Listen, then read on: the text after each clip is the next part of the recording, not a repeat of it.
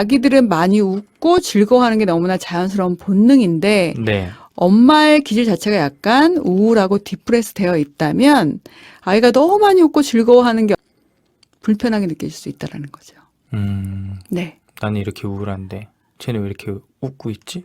그러니까 아기가 웃으면 보통 엄마들은 같이 같이 웃잖아요. 웃죠. 그렇죠? 네. 만약에 아기가 막 웃는데 엄마가 사실은 아기만큼 웃지 않는다면 네. 아기도 그걸 느끼게 되겠죠. 내가 웃는 거에 대해서 엄마가 반응 좋아하지 않는구나. 않는구나. 사실 아기들은 또 어때요? 다 착하기 순수하고 때문에 착하고. 이제 부모의 반응에 굉장히 예민해질 수밖에 없는 부분이 있죠. 근데 여기서 음. 중요한 게 뭐냐면 엄마가 나빠서가 아니라는 겁니다. 아이와 엄마의 기질이 다르기 다르다는 때문에. 거. 그렇죠? 그래서 제가 또 많이 질문 중에 하나가 부모 교육하면 이런 질문을 많이 받아요. 아이와 부모가 유형이 같은 게 좋습니까? 다른 게 좋습니까? 동성님은 어떻게 생각하세요? 아무래도 좀 우리가 코드가 맞아야 된다라는 말을 많이 하잖아요. 그런 측면에서 봤을 때는 같은 유형이 좀 더 좋지 않을까? 같은 유형이 좋다. 다른 유형이면은 내가 생각하는 것과 아이가 생각하는 것이 다르면은 화도 나고 나는 이런데 쟤는 왜 그래? 그런 말들이 나올 것 같아요. 그래서 이왕이면은 같은 유형이면 좀 더 낫지 않을까? 동성님은 이제 딸이랑 아들을 키우고 있는데 아직은 네. 사실은 뭐 유형이나 성격으로 구분을 하기엔 좀 어리긴 합니다. 근데 네. 이제 따님은 지금 따님이 나이가 어떻게 되죠? 5살이요. 네, 이제 성격이 조금 이제 나올 때가 네. 됐는데 성격 있죠. 네. 동성님이 볼 때 네. 본인하고 아이들이 다 성격이 같습니까? 달라요. 다 달라요? 근데 큰 딸이 저랑 좀 닮은 것 같아요. 네, 닮은 부분이 있다. 네. 그래서 닮은 부분이 많아서 아까 그러셨잖아요. 성격 유형이 같은 게 좋다. 네. 닮은 부분이 많아서 좋습니까? 근데 저도 그런 게 싫거든요. 제가 사실 약간 완벽주의 스타일이에요. 조금 틀어지거나 이래도 괜찮은데 지금은 그런 부분을 좀 내려놨거든요. 네. 근데 저희 딸내미 같은 경우에 이제 그 노는 걸 보면은 일정한 규칙이 있어요. 자기만의 규칙이 있어요. 그거를 건드리게 되면은 굉장히 싫어해요. 그럼 그런 모습을 동성님 보시면 어떠세요? 저는 사실 좀 안타까워요. 네. 이거 그렇게 완벽하지 않아도 되는데 그게 안 바뀌는 것 같아요. 근데 동성님도 그런 면이 있다고 하셨잖아요. 근데 네. 내려놨다고 하셨는데 사실은 네. 내가 내려놨다기보다 내려놔진 거죠.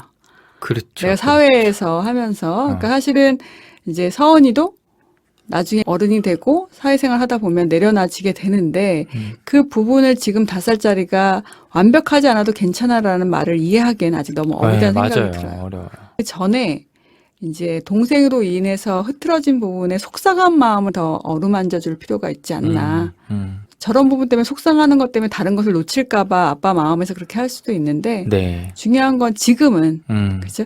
완벽하지 않아도 괜찮구나는 아빠가 주는 메시지가 아니고 서원이 스스로가 찾아가야 되는 메시지거든요. 네, 근데 이제 완벽하지 않아도 괜찮아라고 하면 내 마음은 잘 몰라주고 상황에 대한 해결만 아빠가 하려고 하니까 어떻게 보면 서원이 편에서 보면 동생 편을 든다고 생각할 수도 있을 것 같아요.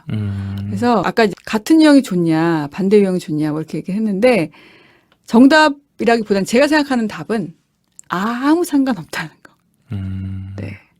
그러니까 일단은 엄마와 아이가 제가 성격을 공부하는 이유가 내 상태를 좋게 유지하기 위해서라고 생각을 하거든요. 네. 그래서 그 구성원들이 건강해야 되는 거죠. 상태가 좋아야 되는 겁니다. 근데 만약에 이제 같은 유형일 경우에 서로 둘 다 상태가 좋으면 뭐 이건 꽁짝꽁짝 너무 잘 맞지. 이심전심. 아하면 어하고. 너무너무 잘 맞는 관계가 되는데 서로 만약에 상태가 안 좋다. 그럼 어떠냐면 어디를 꼬집으면 아픈지 정확히 알고 있죠. 같은 유형인 경우에 네. 내가 아픈 부분을 꼬집으면 되잖아요. 그렇죠. 그렇죠? 그리고 동성님 말씀하신 것처럼 내가 힘들었던 부분을 똑같이 딸아이가 하는 걸 보면서 좀 고통스럽기도 하고 보기 싫기도 하고 쟤까지 왜 저래? 라는 생각이 들기도 하게 되는 그런 면이 있습니다. 만약에 반대 유형의 경우에 서로 둘 다 상태가 좋다. 그럼 어때요? 너무 재밌어요. 세상에 어떻게 저런 생각을 할 수 있지?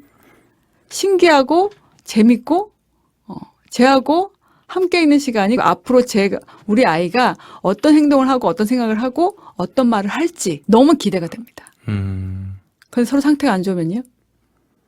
싫겠죠. 도저히 이해할 수가 없는. 맞아요. 싫겠죠. 니네 배로 좀 갈래? 이렇게 되는 거죠. 그치? 그래서 아이하고 부모와의 관계, 그러니까 부부 관계도 조금 다릅니다. 왜냐면 둘 다 네네. 성인이기 때문에. 네. 부모하고 아이에서는 일단 누가 맞춰야 될까요? 부모가 맞춰야죠. 당연하죠. 네. 아이는 뭐 모르는데. 네. 우리 아이가 달라서를 진행했던 그 오영원 박사님께 이런 얘기 했습니다. 만약에 엄마가 빨간색이고 아이가 파란색일 경우에 엄마가 파란색이 될 수는 없다라고 했어요.